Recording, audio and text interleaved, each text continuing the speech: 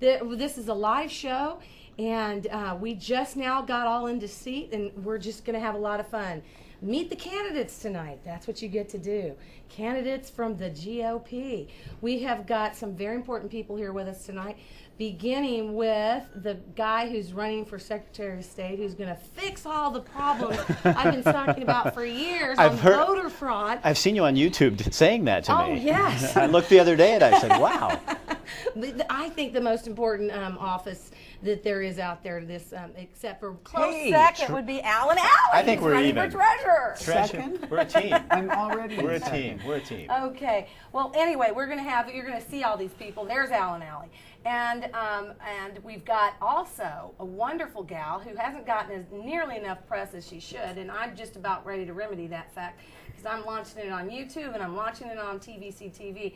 We went out there to the Day Labor Center and we marched with Victoria Taft against this travesty where they're using our taxpayer dollars so that people who are here illegally can get jobs. This when we have one of the highest unemployments in the country. This is Delia Lopez. Now let's hear for Delia Lopez. She is running against Earl Blumenauer in the, is it the 3rd Congressional District? 3rd Congressional District, that's yes, right. 3rd Congressional District. And then of course, moi, I am the soccer mom candidate from Beaverton. Yeah, this is my old lawn sign. As you can see, I took representative and I put duct tape over it and wrote Senate. And so we're saving all sorts of money, and I'm just greener than green with that, don't you think? Isn't that very novel? You did. You saved And money. it's fiscally conservative, which should be the new buzzword. Yes, that's right. And I did the same thing with my flyers. They have these darling pictures of my little boys when they're like 10 and 8. And then I put new contact information over the stickers over the old stuff, and I look great because I'm 8 years younger. Oh, there you go. Really so is that why you really did is it? The Yeah, there you Plus, go. I have a whole box full of it. I figured, what the heck, run again, get rid of all your campaign paraphernalia, and head on out the door. That's right. So we just have been having a lot of fun, and also I want to say, while we're talking about Congress. Those of you on the west side who have a congressman by the name of Wu, they tricked us, and they got 2 leftists to run in the Republican Party, and then the leftist that won, he pulled out at the last minute after it was too late for us to put a candidate on there, and so we have no candidate running against David Wu. So if you don't like what Congress has been doing and you want to register your disapproval by voting for somebody other than David Wu, I'm just saying, you can write somebody in. You can write any one of us in here, but I would love to be written in. I'm already looking for a job. Okay, they don't want to be written in. But again, this one, it's no problem if you want to write me in. I can't technically run for 2 offices, and I'm not running for 2 offices, but I just wanted to let you know so that when you weren't surprised when you got your ballot and you see that you have nobody to run against David Wu. So again, I'm Lisa Michaels, and we've got Rick Dancer, Secretary of State. That's the fellow who does. Tell us a little bit about what the Secretary of State does, why you're running, and I want to also talk about how you believe, and I think it's an interesting idea and a good idea, about the nonpartisan nature. Okay, I'm Rick Dancer. I was a TV news anchor for 23 years out of the Eugene market. So I'm looking for lights that go on to see which one I'm supposed to do. I'm over here. I can see the light behind there. I got tired of talking about people being involved in elections, tired of talking about apathy, tired of talking about that sort of thing, and decided it was time to do something about it. Stop talking and go out and actually run for office. So, the Secretary of State actually is in charge of the overseer of elections, so it's the chief of the elections department, also head of auditing of state government, also sits on the land board, very important. Part of that elections function is also to redraw when in 2 years we're going to do a census, and then someone will have to redraw those lines. If the governor and the legislature don't come up to an agreement, then it comes to the Secretary of State's office, and we redraw those lines, and I'm sure we're going to be talking about that a little bit.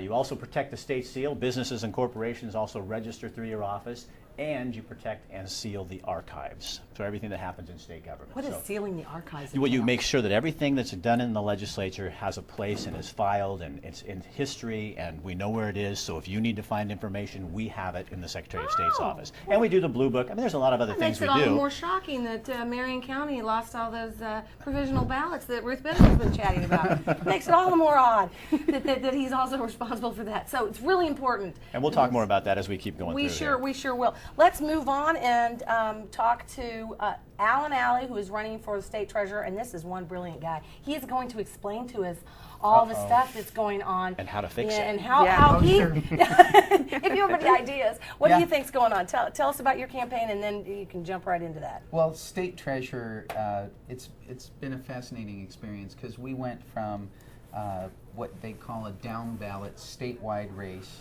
to right smack in the middle of probably the greatest financial crisis that we've seen since at least 1987. State treasurer is basically the CFO of the Bank of Oregon. If we had a Bank of Oregon, that would be the state treasurer.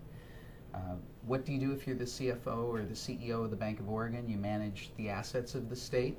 We have about $70 billion on deposit, 70 billion. 60 billion of it is, or now 58 billion of it is in the public employee retirement system coffers. That's down. That's the good news is there's 58 billion. The bad news is it's down from 66 billion a year ago.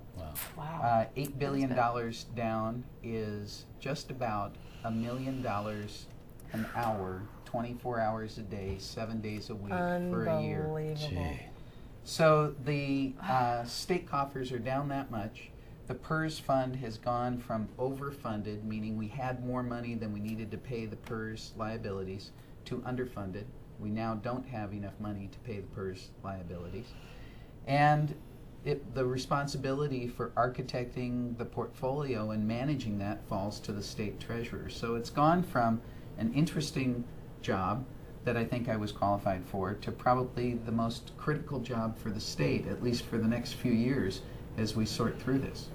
Okay, so you guys are like neck and neck. I take back what I said about. Well, I'm just trying to catch I up think to both Rick. of you guys are do the most important seats that do. And if you want to vote for Delia and myself, go right ahead. We'd appreciate that too. And we would do a much better job than the current people who are in there. So that's the important thing. Well, Delia, tell us a little bit about stuff, and then we're going to talk some more about everybody else's stuff too. Well, we all know I'm running against the, in my personal opinion, worst congressman in the state of Oregon as far as spending money and voting for, handouts for illegal immigrants, putting them on Social Security and, robbing the people who should be receiving it, our citizens, and, voting for regulation by the WTO of our vitamins and supplements and fights. He swears to uphold our constitutional rights and then votes to subvert them. It's horrible, in my opinion. Wow. So tell us how's your campaign going? Well, actually, I think it's doing really well. My district is 21% Republican, so I really didn't have a lot of hope when I jumped in. I just wanted to shoot my mouth off because I was so angry.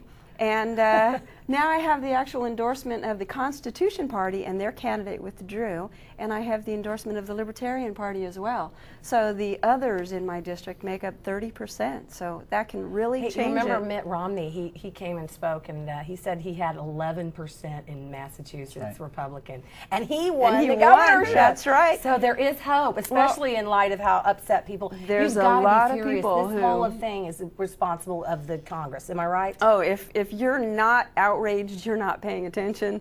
That's all there is to it. Right now Congress has the lowest approval rating, I think, ever, and they deserve 9%. They much deserve lower than it. George W. Bush has ever even dreamt about or feared or had And it's nightmares well about. deserved. It's well deserved. Oh yeah. It's well deserved. Oh yeah. Especially Barney Frank. Oh